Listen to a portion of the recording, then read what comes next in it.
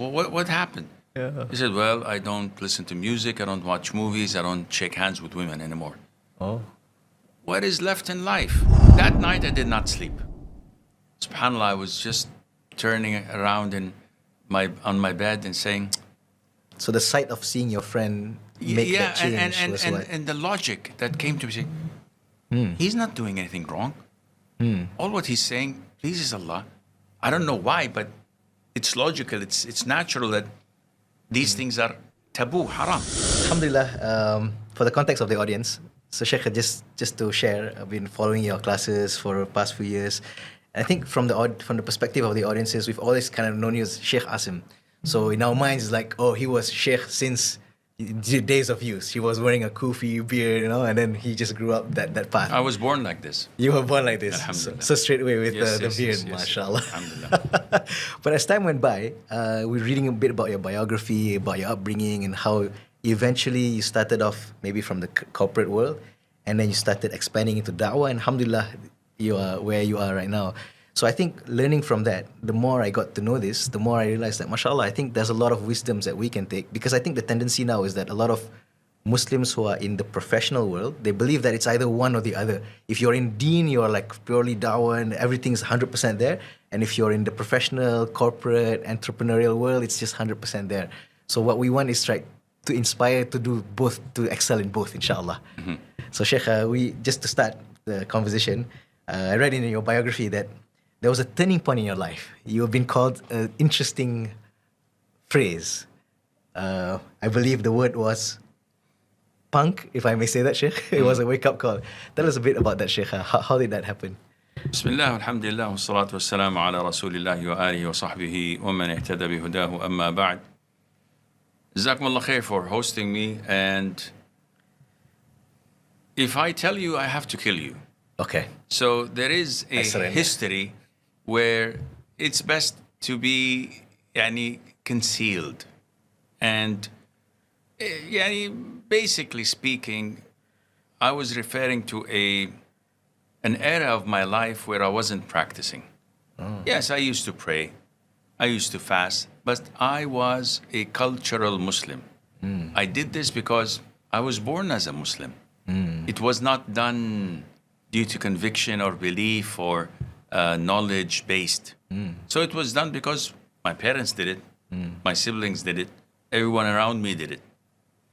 But there came a point where Allah Azza wa Jal guided me to acknowledge that what I was doing was not the right thing. And this is attributed to my brother-in-law. Oh, mashallah. May Allah Azza wa Jal reward him. Ameen. Who was my best friend, and we went to university together, and then we parted ways because I could not continue in computer science, which I started in. Oh, you started in computer science. Correct. So I just finished almost a year, and I was promoted, and this was also unfortunate. Everyone else did an orientation year studying English and math. I was promoted to freshman immediately. So all of my classmates were in orientation. What was it that you had that allowed you that promotion? Was it an advantage? In addition to my high IQ, it was my English. My English was, with the grace of Allah, at the time, much better than everyone else. I see. So I did what is known as a Michigan test, which is equivalent to the TOEFL, and I passed with flying colors with the grace of Allah. So they immediately promoted me to freshman. Wow. And that was sort of a downfall for me, because I thought that, I have a year ahead of my peers. So might as well just chill and enjoy time until they catch up.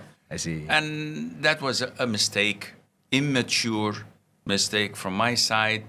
In addition to the fact that at the time, they did not have good university advisors who should have done the job properly by sitting with you and giving advice. Right. But these professors were having office hours, and like lots of the Muslims, did not do a good job. They just, brushed things away. And so I went back to Jeddah, and my best friend came few months later, and I saw that he was bearded Oh, and he his changed. his stobe is short above the ankle. I said, "Oh, dude, what's wrong?" Dude, okay. You remember we used to make fun of these mutawwa, these guys, and Oh, Allah. يعني, what happened? Yeah. He said, "Well, I don't listen to music, I don't watch movies, I don't shake hands with women anymore. Oh. What is left in life?" What is left in life? That was my perspective. Oh. Then what? You're a dead man. He didn't have the knowledge at the time. And being aggressive, being upfront, in attacking what you see, he said, "Well, this is what I have." And he just left. He could not answer back. Okay. That night, I did not sleep. SubhanAllah, I was just turning around on my bed and saying, So the sight of seeing your friend make that change was what? and the logic that came to me, saying, he's not doing anything wrong. All what he's saying pleases Allah. I don't know why, but it's logical. It's natural that these things are taboo, haram. That's why maybe I'm not convinced of it. Maybe I don't know why it's haram, but that's a natural thing to do. So the following day, subhanAllah, Allah switched me upside down, and he came to meet me in my office at the time. And I said to him, "Allah, ya akhi, I apologize for what I said yesterday. Apparently, you're on the right track."